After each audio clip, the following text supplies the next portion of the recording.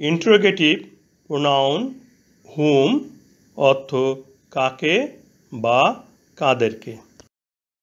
Home ব্যক্তির ক্ষেত্রে বসে। Whom did you give the cycle? তুমি কাকে সাইকেলটি দিয়েছিলে? এই বাক্যে ব্যবহৃত হোম ইন্টারোগেটিভ প্রোনাউন, কারণ উহার পরে কোনো নাউন নেই। হুম এই বাক্যের অবজেক্ট, অর্থ কাকে। হুম সিঙ্গুলার নাম্বার।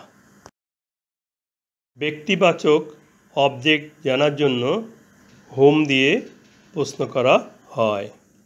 ইন্টারোগেটিভ প্রোনাউন বসলে বাক্যের শেষে নোট অফ ইন্টারোগেশন বা প্রশ্নবোধক চিহ্ন বসবে।